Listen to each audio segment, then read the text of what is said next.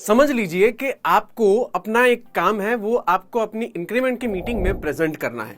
ये काम में 1000 रोज हैं अपने एक्सेल के डेटा की। तो क्या आप ये 1000 रो के डेटा को समझाने जाएंगे अपने बॉसेस को? नहीं। तो आप क्या करेंगे? आप ऐसे कर सकते हैं कि ये जो डेटा थ्रू कम्युनिकेट जो करना है ना, उसको आप विजुअली बहुत अच्छे तरीके से दिखा सकते हैं। कैसे? एक्सेल के ही अंदर एक बहुत अच्छा ऑप्शन है या फिर फीचर है जिसका नाम है चार्ट्स, और ये 1000 रोज का पूरा एक अच्छा चार्ट आप एक्सेल में बता सकते हैं। और ये चार्ट का सबसे बड़ा फायदा यही है कि आप इससे ग्राफिकली कम्युनिकेट कर सकते हैं, विजुअलाइजेशन अच्छा हो सकता है आपके डेटा का, और उसके अलावा MIS रिपोर्ट्स आप बना सकते हैं, नंबर कंपैरिजन कर सकते हैं, और उसी के साथ साथ आप काफी अच्छे तरीके से अपने डेटा को प्रेजेंट कर सकते हैं। तो आइए देखते हैं कि एक्सेल के अंदर चार्ट्स के थ्रू हम कैसे अपने डेटा को या फिर अपने प्रेजेंटेशंस को काफी अच्छा और बेहतर बना सकते हैं।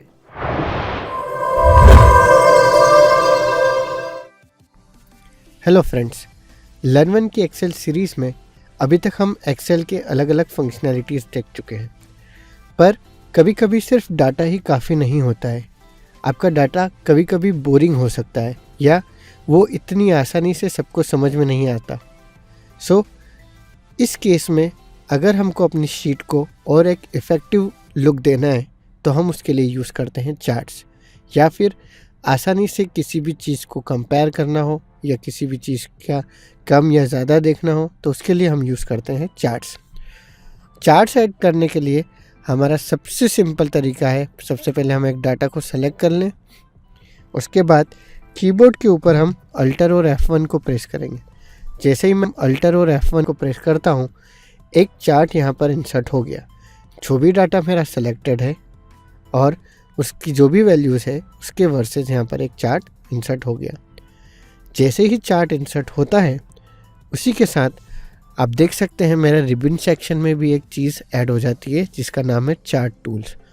चार्ट टूल्स के अंदर दो तरह की चीज़ें हैं, डिज़ाइन और फॉर्मेट। इनके बारे में हम डिटेल में आगे बात करेंगे, पर बेसिक मीनिंग अगर समझे तो डिज़ाइन मतलब कि जो भी मेरा चार्ट ऐड हुआ है उसका डिज़ाइन और उसी की ही फॉर्मेटिंग। जब कभी भी हम अल्टर और F1 को प्रेस करते हैं तो बाय डिफ़ॉल्ट हमारे पास एक क्लस्टर्ड कॉलम चार्ट ऐड होता है। हो सकता है कि ये चार्ट बेस्ट चार्ट नहीं हो, पर जब भी हम डिफ़ॉल्ट अल्टर F1 करते हैं तो हमेशा यही चार्ट इंसर्ट होता है। अभी के लिए हम इस चार्ट को सेलेक्ट करते हैं और इसको डिलीट कर देते हैं यूजिंग डिलीट बटन। अब सपोज़ अगर हमारे पास ये वाला डाटा है तो जब कभी भी आप कोई चार्ट क्रिएट कर रहे हैं तो आप अपने लेफ़्ट साइड की चीज़ें यानी कि उनके नाम्स और उसके टॉप साइड की चीज़ों को भी इंक्लूड कीजिए during the selection of data. अब हम एक दूसरी तरीके से यहाँ पर चार्ट इंसर्ट करते हैं। सबसे पहले हम जाते हैं अपने इंसर्ट टैब में और यहाँ पर हमारे पास एक ऑप्शन है रिकमेंडेड चार्ट्स। जैसे ही आप इसके ऊपर माउस ओवर करेंगे वो इसका डिस्क्रिप्शन आपको दिखाता है। इस पर क्लिक करेंगे तो हमारे पास यहाँ पर एक लिस्ट ऑफ चार्ट्स ओपन हो जाता है जिसमें अलग अलग तरीके के चार्ट्स हमारे पास अवेलेबल है। सपोज़ मुझे ये चार्ट नहीं चाहिए, वापस मैं इंसर्ट में जाता हूँ रिकमेंडेड चार्ट्स में, और मुझे जिस तरह का भी चार्ट यहाँ पर सेलेक्ट करना है उस तरह का चार्ट लेके मैं उसको क्लिक कर सकता हूँ। सपोज़ यहाँ पर हमारे पास अलग अलग चार्ट्स हैं, जैसे कि क्लस्टर्ड कॉलम, एक है स्टैक्ड कॉलम, फिर है क्लस्टर्ड कॉलम चार्ट्स, और उसके बाद वापस क्लस्टर्ड बार्स, और इस तरह से हमारे पास अलग अलग चार्ट्स के ऑप्शंस यहाँ पर अवेलेबल है। मैं अभी फ़िलहाल क्लस्टर्ड कॉलम चार्ट को यूज़ करता हूँ। हम जैसे ही उसे सेलेक्ट करके ओके करते हैं तो हमारा चार्ट यहाँ पर इंसर्ट हो जाता है और उसी के हिसाब से डिज़ाइन और फॉर्मेट के जो दो टैब हैं वो चार्ट टूल्स के अंदर यहाँ पर ऐड हो जाते हैं। चार्ट टूल्स के दोनों टैब, जैसे ही मैं चार्ट के बाहर किसी सेल को सेलेक्ट करता हूँ तो वो दोनों टैब यहाँ से निकल जाते हैं। अभी के लिए हम इसको साइड में रखते हैं। चार्ट को ऐड करने का एक और तरीका होता है। अगर मैं वापस से अपना ये डाटा सेलेक्ट करता हूँ और जैसे ही इसे छोड़ता हूँ तो आप देख सकते हैं कि नीचे से एक क्विक एनालिसिस आइकन यहाँ पर अपीयर होता है। जैसे ही मैं उसे क्लिक करता हूँ आप देख सकते हैं इसके अंदर फॉर्मेटिंग, चार्ट्स, टोटल्स, टेबल और स्पार्कलाइन जैसे कुछ ऑप्शंस हैं। तो मैं यहाँ पर चार्ट्स को सिलेक्ट करता हूँ। किस तरह का चार्ट मुझे रखना है वो रिकमेंडेड चार्ट्स में यहाँ पे मुझे दिखाता है। अगर मुझे और चार्ट्स देखने हैं तो मैं मोर चार्ट्स पे क्लिक कर सकता हूँ, पर फिलहाल के लिए हम यहाँ पर क्लस्टर्ड कॉलम जो कि हम यूज़ कर चुके हैं उसी तरह का एक और चार्ट यूज़ कर लेते हैं। तो आप देख सकते हैं कि हमने 2 अलग अलग तरीक़ों से अभी यहाँ पर चार्ट इंसर्ट करवाया। फ़िलहाल इसको डिलीट कर देते हैं और हमारे पुराने चार्ट को वापस ऊपर ले आते हैं। हम अपने इस चार्ट को भी अब डिलीट कर देते हैं। अब हमारे पास अगर हमको इस पूरे रिकॉर्ड्स को डिस्प्ले नहीं कराना है चार्ट में, सपोज़ मैं चाहता हूँ कि मेरा साउथ यहाँ पर नहीं दिखे, सो मैं पहले प्रोडक्ट और नॉर्थ को सिलेक्ट करता हूँ, फिर कंट्रोल को यूज़ करके मैं ईस्ट और वेस्ट को सेलेक्ट कर लेता हूँ। अब मुझे चाहिए कि मेरा जो चार्ट है वो एक दूसरी शीट में आए। उसको बनाने के लिए हमारे पास एक शॉर्टकट होता है F11। जैसे ही मैं F11 प्रेस करता हूँ, आप हमारे शीट टैब में देख सकते हैं कि एक चार्ट 1 नाम की एक अलग से शीट आ गई। और यहाँ पर आप देख सकते हैं कि मेरे पास 3 बार्स है, नॉर्थ का, ईस्ट का और सिर्फ वेस्ट का, क्योंकि यहाँ पर साउथ नहीं है, हमने साउथ का डाटा सेलेक्ट नहीं किया था। अब अगर आपको चाहिए कि आप इस चार्ट को यहाँ से मूव करके वापस अपने एक्सेल शीट में ले जाना चाहते हैं, तो आप यहाँ से राइट क्लिक करके मूव चार्ट को कर सकते हैं। पर अगर आपको सिर्फ चार्ट चाहिए या आपको सिर्फ चार्ट पे फोकस करना है, आपको चार्ट का प्रिंट निकालना है, तो इस केस में आप अपने चार्ट को एक अलग शीट पर शो करते हैं। इसी तरह से अगर हम अपनी एक्सेल शीट में भी कोई चार्ट ऐड करते हैं तो उसको भी हम राइट क्लिक करके मूव करा सकते हैं। अगर हमारे पास पहले से ही डिसाइडेड है कि हमको इस डाटा के लिए एक बार चार्ट चाहिए, तो हम डायरेक्टली चार्ट्स को क्रिएट कर सकते हैं यूजिंग इंसर्ट। यहाँ पर चार्ट वाले सेक्शन में या चार्ट्स वाले ग्रुप में हमारे पास सबसे पहला आता है कॉलम चार्ट्स। यहाँ पर उसकी जस्ट बाजू में आप पास में आप देख सकते हैं बार चार्ट। सो अगर मुझे बार चार्ट इंसर्ट करना है तो मैं उस पर क्लिक करूँगा, टाइप ऑफ बार चार्ट यहाँ पर सेलेक्ट करूँगा और यहाँ पर मेरा चार्ट इंसर्ट हो जाता है। इसके अंदर जब भी हम कुछ भी डाटा सेलेक्ट कर रहे हैं तो हमें ध्यान रखना चाहिए कि जैसे कि आप देख सकते हैं मेरे लेफ़्ट कॉलम्स और मेरी टॉप रो अलग से हाईलाइट हुई है। सो ये बनते हैं मेरे लेबल्स और लेजेंड्स। साथ में आप देख सकते हैं जो भी हमारा रिकॉर्ड है वो कुछ नंबर के फॉर्मेट में यहाँ पर डिस्प्ले हो रहा है। साथ में मेरे पास यहाँ पर चार्ट टाइटल भी अवेलेबल होता है। सो इस तरह से आप किसी भी शीट के अंदर किसी भी चार्ट को इंसर्ट कर सकते हैं। इस वीडियो में हमने अलग अलग तरीके से चार्ट्स को इंसर्ट करके देखे थे।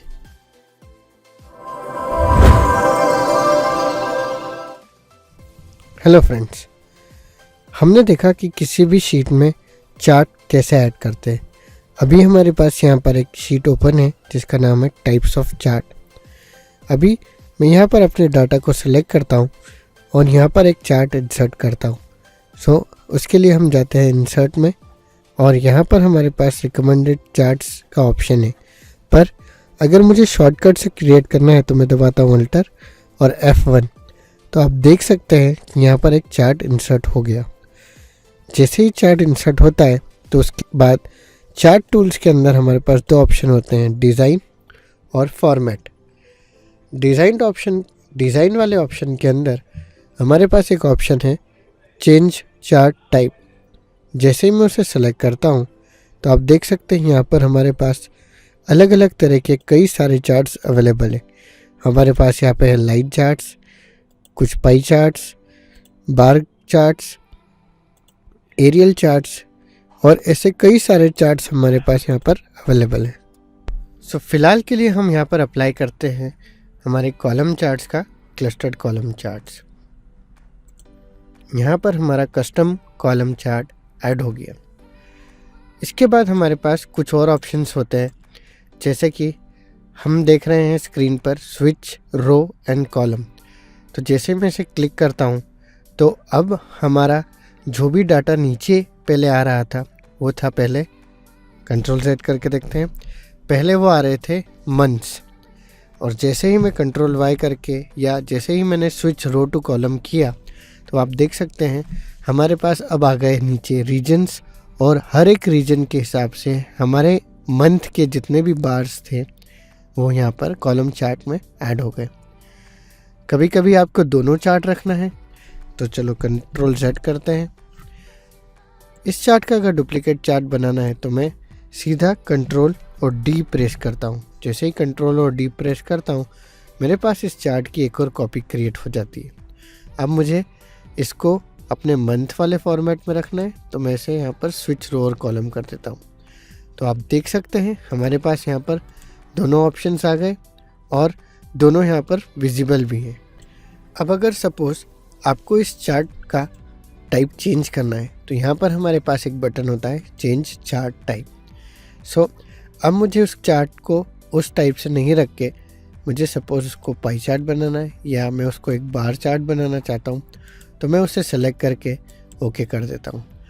तो ये वाला चार्ट अच्छा नहीं है, कंट्रोल Z करते हैं, चेंज टाइप करके हम ये वाला बार चार्ट बना लेते हैं। सो हो सकता है कि अगर आपको नहीं पता है कि किस तरह का चार्ट यूज़ करना है तो आप अलग अलग चार्ट्स को एक्सप्लोर करके देख सकते हो और फिर आपको जो भी चार्ट यहाँ पर अच्छा लगता है आप उसे अप्लाई कर सकते हो। सो फिलहाल हम इस चार्ट को डिलीट कर देते हैं और हम अब अपने इस चार्ट को भी यहाँ से डिलीट कर देते हैं। हमारे पास एक और ऑप्शन होता है जो होता है पाई चार्ट का, पर पाई चार्ट हमेशा एक लिमिटेड डाटा को ही शो करता है। तो सपोज़ मैं इसमें से फर्स्ट 6 मंथ का डाटा लेता हूँ, सेलेक्ट करता हूँ और इंसर्ट के अंदर हमारे पास एक ऑप्शन है पाई। सो पहले है हमारे पास 2D पाई। जैसे ही आप किसी के ऊपर रखते हैं तो वो उसका आपको एक प्रीव्यू शो करता है और उसके बाद हमारे पास है यहाँ पर 3D पाई। तो जैसे ही मैं 3D पाई को सिलेक्ट करता हूँ आप देख सकते हैं कि मेरे पास एक पाई चार्ट यहाँ पर आ गया। इसको कस्टमाइज़ करने के लिए या इसके सिलेक्शन के हमारे पास बहुत सारे ऑप्शंस यहाँ पर अवेलेबल है।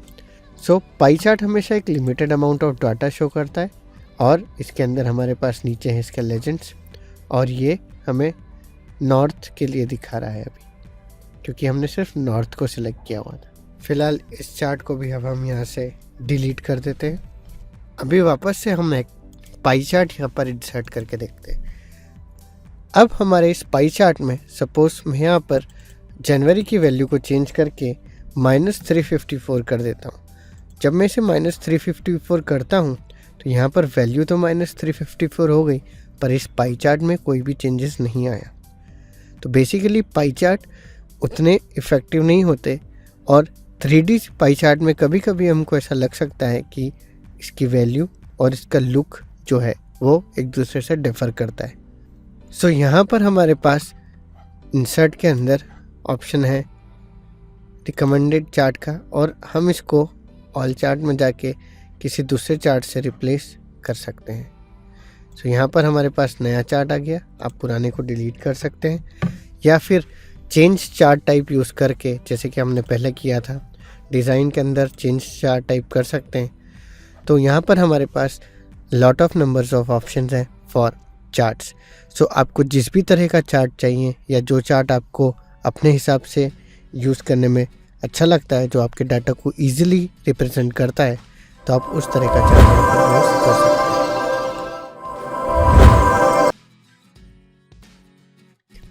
अब हम देखते हैं कि हम इन चार्ट्स को कैसे फॉर्मेट कर सकते हैं। तो अभी हमारे स्क्रीन पर फॉर्मेटिंग चार्ट्स करके एक शीट ओपन है। मैं वापस से वही करता हूँ, डाटा सेलेक्ट करता हूँ, जो भी डाटा मैंने सेलेक्ट किया, और मैं यहाँ पर अल्टर F1 करता हूँ। यहाँ पर हमारे पास एक चार्ट इंसर्ट तो हो गया, पर यहाँ पर आप देख सकते हैं कि कुछ चार्ट टाइटल है, हमारे पास कुछ लेजेंड्स हैं, उसके बाद यहाँ पर हमारे पास कोई एक प्लॉट एरिया है और हमारे पास कुछ नंबर्स हैं। पर ये चार्ट अभी पूरा नहीं लगता कि चार्ट टाइटल है, चार्ट टाइटल की जगह ये किस चीज़ का चार्ट है। अगर वो होता तो शायद मुझे ज़्यादा समझ में आता। सो चार्ट टाइटल चेंज करने के लिए मैं चार्ट टाइटल को सेलेक्ट करता हूँ। आप यहाँ पर मैनुअली हमारे चार्ट का जो डाटा है उसका टाइटल है सेल्स इन द रीजन्स, वो खुद टाइप कर सकते हैं, या फिर एक दूसरा तरीका है कि हम चार्ट टाइटल को सेलेक्ट करें, इक्वल टू प्रेस करें और जिस भी सेल में हमको जाके वो डाटा लेना है वहाँ सेलेक्ट करके इक्वल टू कर दें। तो आप देख सकते हैं कि हमारा टाइटल चेंज होके सेल्स इन द रीजन्स आ गया। अब अगर मुझे सपोज इसको थोड़ा और कस्टमाइज़ करना है तो होम टैब में जैसे कि हम अपने सेल के अंदर का टेक्स्ट फॉर्मेट करते थे उसी तरह का टेक्स्ट यहाँ पर फॉर्मेट कर सकते हैं, फील्ड दे सकते हैं, या फिर सपोज़ मुझे कोई फील्ड नहीं देना, मुझे इसका टेक्स्ट कलर चेंज करके ब्लू कर देना है और इसे बोल्ड कर देना है। सो यहाँ पर मेरा टाइटल आ गया सेल्स इन द रीजन, वो भी एक कस्टमाइज्ड मैनर में। अब इसके बाद हमने अपना टाइटल तो ऐड कर दिया, पर अगर सपोज़ मैं चाहता हूँ कि नंबर के पास कुछ ऐड कर सके तो मैं इस चार्ट को सिलेक्ट करता हूँ, चार्ट टूल्स में जाता हूँ। अब यहाँ पर हमारे पास एक क्विक लेआउट ऑप्शन है। यहाँ पर हमारे पास अलग अलग तरह के लेआउट्स अवेलेबल है। मैं जैसे जैसे जिस भी लेआउट के ऊपर माउस करता हूँ, आपको अपने चार्ट को देखना है, हमारे चार्ट में कुछ चेंजेस होते हैं। जैसे कि यहाँ पर हमारे पास लेजेंड्स राइट में थे, यहाँ पर लेजेंड्स टॉप में आ गए। ऐसे ही जैसे जैसे हम जाते हैं वैसे अलग अलग यहाँ पर हमारे पास लेआउट चेंज होते जाता है। सो आपको जिस भी तरह का लेआउट अच्छा लगता है, अभी हमको क्योंकि एक लेफ़्ट साइड में हमको एक टाइटल देना था तो हम उस तरह का कुछ लेआउट यहाँ पर सेलेक्ट कर सकते हैं। अगर आपको डाटा टेबल के साथ चार्ट शो करना है तो आप उस तरह का भी लेआउट यहाँ पर चूज़ कर सकते हैं। सो क्योंकि हमको एक लेफ़्ट में टाइटल डालना है तो अभी मैं यहाँ पर कुछ इस तरह का लेआउट सेलेक्ट करूँगा जिसमें मेरे पास लेफ़्ट में एक टाइटल अवेलेबल हो। सो उसके लिए हम यहाँ पर सपोज़ लेआउट 9 को सेलेक्ट करते हैं। सो यहाँ पर हमारे पास एक एक्सेस टाइटल है। अब मुझे इसका नाम देना है सेल्स इन रुपीस। तो सेल्स इन रुपीस मैं यहाँ पर टाइप करके इंसर्ट करता हूँ। तो यहाँ पर जैसे ही मैं एंटर प्रेस करता हूँ यहाँ पर मेरा सेल्स इन रुपीस आ गया। अब वापस होम टैब में जाके अगर आपको इसका कलर चेंज करना है, सपोज हम इसको ऑरेंज कर देते हैं और बोल्ड कर देते हैं। सो यहाँ पर मेरा लेफ़्ट साइड में एक टाइटल इंसर्ट हो गया। अगर आपको ये देखने में दिक्कत है तो हम इसको और वाइड कर सकते हैं। ऐसे ही हमारे पास नीचे भी एक एक्सेस टाइटल है। अगर आपको यहाँ पर भी अपना टाइटल या कुछ नाम देना चाहते हैं, कि सपोज आई वांट टू से कि दिस इज़ माय प्रोडक्ट्स, तो इसको भी आप यहाँ पर रीनेम कर सकते हैं। सो इस तरह से आप अपने चार्ट की फॉर्मेटिंग कर सकते हैं। अब सपोज़ अगर हमको इस चार्ट का लेआउट चेंज कर देना है तो हम डिज़ाइन टूल्स में जाके देखें तो यहाँ पर हमारे पास अलग अलग चार्ट स्टाइल्स हैं। तो हम किसी भी तरह की चार्ट स्टाइल्स और एक एरो पे जैसे हम क्लिक करेंगे तो हमें और स्टाइल्स कुछ ओपन हो जाती है। सो हम किसी भी तरह की यहाँ पर स्टाइल को अप्लाई कर सकते हैं। जिस तरह की हमारी रिक्वायरमेंट है उस तरह की हम स्टाइल सेलेक्ट कर सकते हैं। जैसे जैसे हम अपने माउस को चार्ट के अंदर मूव करते हैं तो आप देख सकते हैं वो बताता है ये चार्ट एरिया है। नंबर्स के ऊपर जब मैं मूव करता हूँ तो वो है वर्टिकल वैल्यूज़। अंदर जब लेके आ जाता हूँ तो वो हो जाता है प्लॉट एरिया। और जब मैं इनको किसी भी लाइंस को सेलेक्ट करता हूँ वो है हमारी ग्रेड लाइंस। बार्स के ऊपर लेके जाता हूँ तो वो उसकी वैल्यू और किस चीज़ की वैल्यू है, जैसे कि वो आ रहा है साउथ की, और फर्नीचर के लिए उसकी वैल्यू है 545। इस तरह से अगर हम नीचे लेके जाएं तो पता चलता है कि वो लेजेंड है। टॉप में लेके जाए तो बता देता है कि वो चार्ट टाइटल है। सो इस तरह से हम किसी भी चार्ट के अंदर अगर माउस को मूव करते हैं तो वो हमको बताता है कि उस चार्ट के अंदर क्या क्या चीज़ें अवेलेबल है। अब सपोज़ मुझे अगर इस चार्ट को कस्टमाइज़ करना है तो सपोज़ मैं इस प्लॉट एरिया को सेलेक्ट करता हूँ। उसके बाद हम जाते हैं फॉर्मेट टैब में। फॉर्मेट टैब के अंदर हमारे पास ऑप्शंस यहाँ पर हैं। सो सपोज़ हमको जिस भी तरह का फॉर्मेट यहाँ पर अच्छा लगता है हम उस तरह का फॉर्मेट यहाँ पर सेलेक्ट कर लेते हैं। सपोज़ ब्लैक मुझे ज़्यादा पसंद है तो यहाँ पर देख सकते हैं कि प्लॉट एरिया हमारा हो गया ब्लैक। अब सपोज़ मुझे बाहर का एरिया चेंज करना है यानी कि चार्ट एरिया, तो मैं चार्ट एरिया को सेलेक्ट करता हूँ और उसी तरह से फॉर्मेट टैब में जाके मैं इसको जो भी मेरा पसंद का कलर है या आपको जो भी कलर अच्छा लगता है वो आप कलर यहाँ पर दे सकते हैं। Suppose let's keep it to yellow और से लाइट येलो। ऐसे ही अगर आपको अपनी वैल्यूज़ को कस्टमाइज़ करना है तो आप वैल्यूज़ को सेलेक्ट करके आपको जिस भी तरह का कस्टमाइजेशन देना है अगर आप चाहते हैं कि उसकी आउटलाइन कुछ ब्लैक कलर में आ जाए तो आप उस तरह से कर सकते हैं, या मैं होम टैब में जाके इसको बोल्ड कर देता हूँ। ऐसे ही मैं अपने नीचे जो भी वैल्यूज़ हैं या जो भी मेरे चार्ट एरिया के अंदर जो नाम लिखे हुए हैं उसे भी मैं बोल्ड कर देता हूँ। और इस तरह से आप अपने पूरे चार्ट को कस्टमाइज़ कर सकते हैं यूजिंग चार्ट टूल्स के अंदर जो फॉर्मेट टैब है उसको।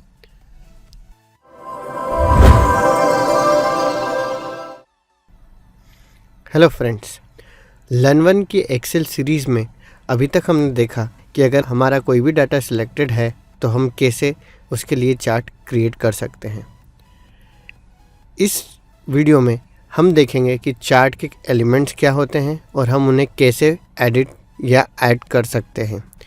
अभी जैसा कि आपके सामने स्क्रीन पर चार्ट एलिमेंट्स करके एक शीट ओपन है हमारे लर्न चार्ट्स वर्कबुक के अंदर। जैसे ही मैं इस चार्ट को सेलेक्ट करता हूं तो वो मेरे किस डाटा से बना हुआ है वो डाटा भी सिलेक्ट हो जाता है। आप देख सकते हैं लेफ़्ट में मेरे रोज़ एंड कॉलम सेलेक्ट हो गए जिसे ही मैंने इस चार्ट को सेलेक्ट किया। माइक्रोसॉफ्ट ऑफिस 2007 के एक्सेल के अंदर ये चार्ट टूल्स कुछ अलग तरह से दिखते हैं, पर ऑफिस 2013 के अंदर ये फंक्शनैलिटी बिल्कुल अलग तरह से आ गई है। आप देख सकते हैं डिज़ाइन और फॉर्मेट के टैब्स यहाँ पर अवेलेबल है। साथ ही चार्ट के ऊपर आपको 3 आइकन्स दिख रहे हैं जिसमें एक है प्लस, दूसरा है पेन ब्रश और तीसरा है फ़िल्टर। सो जैसे ही मैं इस पेन ब्रश के ऑप्शन पे सेलेक्ट करता हूँ तो आप देख सकते हैं कि यहाँ पर मेरे पास कुछ अलग अलग स्टाइल्स ओपन हो जाती है। ये स्टाइल कुछ और नहीं बल्कि ये वही स्टाइल्स हैं जो अगर हम चार्ट को सेलेक्ट करके चार्ट टूल्स में जाके डिज़ाइन में करें तो जो हमें स्टाइल्स मिलेगी वही स्टाइल्स हमें यहाँ पर मिल जाती है। हम वापस से अपनी डिफ़ॉल्ट डिज़ाइन सेलेक्ट कर लेते हैं। अब पेन ब्रश के बाद दूसरा बटन यहाँ पर अवेलेबल है, वो है प्लस का। जैसे ही मैं इस प्लस को क्लिक करता हूँ आप देख सकते हैं लेफ़्ट साइड में एक चार्ट एलिमेंट्स करके एक पॉपअप ओपन हो गया है। इस पॉपअप के अंदर हमारे पास अलग अलग चार्ट एलिमेंट्स दिए हुए हैं, कुछ पे टिक लगा हुआ है, कुछ पे टिक नहीं किया हुआ है। तो हम एक एक करके देखते हैं ये चार्ट एलिमेंट्स है क्या। आप देखेंगे एक्सिस, तो जैसे ही उसके पास वाले में एक एरो पे क्लिक करूँगा तो वहाँ पर बताता है प्राइमरी हॉरिजॉन्टल या प्राइमरी वर्टिकल।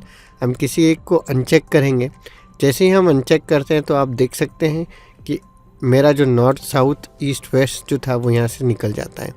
सिमिलरली अगर मैं वर्टिकल पे सेलेक्ट करूँ तो हमारे जो नंबर्स आ रहे थे वो निकल जाता है। दूसरा ऑप्शन हमारे पास है एक्सेस टाइटल।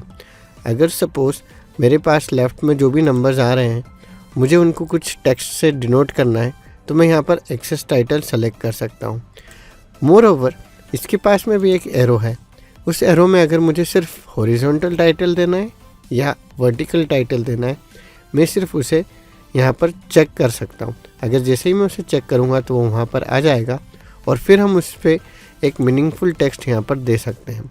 उसके बाद हमारे पास यहाँ पर आता है चार्ट का टाइटल जो कि ऑलरेडी यहाँ पर दिया हुआ है। अगर सपोज़ मुझे यहाँ पर देना है कि ये मेरे चार्ट का टाइटल है सेल्स इन रीजन, तो मैं यहाँ पर इस तरह से चार्ट का टाइटल दे सकता हूँ। हमने पिछले वीडियो में भी देखा था कि हम किस तरह से टाइटल को डायरेक्ट शीट में से भी सेलेक्ट कर सकते हैं। तो वापस से प्लस पे जाते हैं। उसके बाद हमारे पास है डाटा लेबल। डाटा लेबल मतलब कि आपका हर एक ग्राफ के अंदर या हर एक कॉलम किस चीज़ को डिनोट कर रहा है वो नंबर उस ग्राफ पे आ जाएंगे। जैसे ही मैं इस एरो पे क्लिक करता हूँ तो आप देख सकते हैं सेंटर में चाहिए या आपको इनसाइड एंड में चाहिए, इनसाइड बेस पे चाहिए, आउटसाइड एंड पे चाहिए, डाटा कॉल आउट के फॉर्म में चाहिए, जिस भी तरह का आपको यहाँ पर चाहिए। इसके बाद हमारे पास एक ऑप्शन आता है मोर ऑप्शन। जैसे ही मोर ऑप्शन पे क्लिक करता हूँ तो आप देख सकते हैं साइड में हमारे पास एक डायलॉग बॉक्स ओपन हो जाता है। अगर आप इसको और कस्टमाइज़ करना चाहते हैं तो आप इसको यहाँ से कर सकते हैं। फ़िलहाल के लिए हम बंद कर देते हैं। हम और दूसरे एलिमेंट्स देखते हैं तो उसके बाद आता है डाटा टेबल। डाटा टेबल एक टेबलर फॉर्म में आपका जो भी डेटा है वो आपको आपके चार्ट के अंदर इंसर्ट कर देता है। उसके बाद हमारे पास है एरर बार्स, फिर हमारे पास है ग्रिड लाइंस और फिर हमारे पास है लेजेंड। ग्रिड लाइंस और लेजेंड सेलेक्टेड है, इसलिए आपको अपने चार्ट में दिख रहा है। अगर मैं इनको अनसेलेक्ट करता हूँ तो आप देख सकते हैं कि लेजेंड्स यहाँ से निकल जाते हैं। लेजेंड्स के पास में भी एक एरो आता है कि हमको लेजेंड्स को कहाँ देना है, टॉप में देना है, लेफ़्ट में, बॉटम में। जहाँ पर भी हम ये लेजेंड्स को रखना चाहते हैं वहाँ उस जगह को हम सेलेक्ट कर सकते हैं। सो इस तरह से हम चार्ट के एलिमेंट्स को एडिट कर सकते हैं। फ़िलहाल के लिए हम वापस प्लस पे क्लिक करके इससे बाहर निकल जाते हैं और जिस तरह से हमने डाटा लेबल्स को इनेबल किया था मैं उन्हें वापस से डिसेलेक्ट करके डिसेबल कर देता हूँ। इसके अलावा हमारे पास एक और तरीका है। अगर हम किसी भी चार्ट के एलिमेंट को एडिट करना चाहते हैं, सपोज़ मैं चाहता हूँ कि यहाँ पर ये 1000 में आ रहा है और मैं चाहता हूँ कुछ और वाइट स्पेस ऊपर ऐड हो जाए, तो उसके लिए मैं इन नंबर्स पर डबल क्लिक करूँगा। जैसे ही मैं डबल क्लिक करता हूँ तो आप देख सकते हैं राइट साइड में हमारे पास एक फॉर्मेट एक्सिस करके एक डायलॉग बॉक्स ओपन हो जाता है। इसके अंदर हमारे पास है एक्सिस ऑप्शंस हैं या फिर कुछ साइज़ एंड प्रॉपर्टीज़ हैं, उसके कुछ इफ़ेक्ट्स हैं और कुछ फिल एंड लाइन है। तो जिस भी तरह का आप यहाँ पर कस्टमाइजेशन अपने चार्ट में करना चाहते हैं उसको कर सकते हैं। अभी सपोज़ अगर ये मैक्सिमम वैल्यू यहाँ पर 1000 सेट है, मैं चाहता हूँ कि 1000 से हट के 1800 हो जाए, तो या तो मैं कहीं और क्लिक करूँ या फिर मैं एंटर प्रेस करूँ। जैसे ही मैं एंटर प्रेस करता हूँ आप देखिए अपने चार्ट में हमारे पास पहले 1000 का मैक्सिमम वैल्यू थी, अब वो चेंज होके हो जाती है 1800 और मेरे चार्ट के अंदर जो भी कॉलम्स थे वो छोटे हो गए। आप इस डायलॉग बॉक्स को ईजिली यहाँ से मूव भी कर सकते हैं। आप एक छोटे से एरो पर क्लिक करेंगे और जैसे ही मूव करेंगे आपके पास एक ड्रैग का ऑप्शन आ जाता है। तब आप इस चार्ट को यहाँ से उठा के ईजिली ड्रैग कर सकते हो, जिसकी कभी आपको वैसे ज़रूरत नहीं पड़ेगी। और अगर आप चाहते हैं कि ये वापस अपनी पोजीशन पे चले जाए तो इसके हेडिंग में आप डबल क्लिक कर दीजिए, ये वापस अपनी जगह पर लौट जाता है। सो इस तरह से आप चार्ट के किसी भी एलिमेंट को यहाँ पर फॉर्मेट कर सकते हैं। इसके अलावा हमारे पास कुछ और तरीके होते हैं, जैसे कि अगर हमको किसी भी एलिमेंट पे एडिट करना है या फॉर्मेट करना है तो हम उस पर डबल क्लिक करेंगे। हमने देखा था अभी एक तरीका। सपोज़ मुझे ग्रिड लाइन को सेलेक्ट करके इनको कुछ कस्टमाइजेशन करना है, पर कभी कभी इन ग्रिड लाइन्स को क्लिक करना मुश्किल का काम हो जाता है, तो उसका सबसे ईजी ऑप्शन ये है। आप अपने चार्ट को सेलेक्ट कीजिए, चार्ट टूल्स के अंदर फॉर्मेट ऑप्शन पे जाइए और लेफ़्ट में एक एरो है जो हमने पहले भी देखा था कि इस एरो में आपका जो भी एरिया सेलेक्टेड है वो बताता है। अभी सपोज़ मैं इस पर vertical value axis major grid line select करता हूँ तो आप देख सकते हैं चार्ट के अंदर हमारी ग्रिड लाइन सेलेक्टेड आ गई है। अब आपको इसके ऊपर जो भी ऑप्शन परफॉर्म करना है वो आप यहाँ से कर सकते हैं।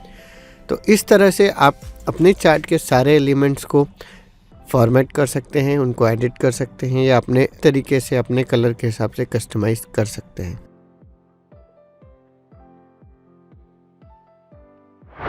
तो ये थे MS एक्सेल के अंदर चार्ट्स के इस्तेमाल करने के तरीके।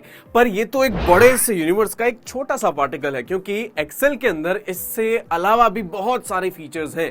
और अगर आपको एक्सेल के बारे में A to Z जानना हो तो आप learnword.com का 100% फ्री कोर्स एनरोल कर सकते हैं, जहां आप एक्सेल के बारे में फॉर्मूलाज से लेके मैक्रोस तक हर चीज सीखेंगे। यानी कि बिगिनर टू एडवांस तक हर चीज आप यहाँ पे अपनी भाषा हिंदी में सीख पाएंगे। तो अभी learnword.com पर जाकर एनरोल कीजिए और 100% फ्री में MS एक्सेल का पूरा कोर्स सीखिए।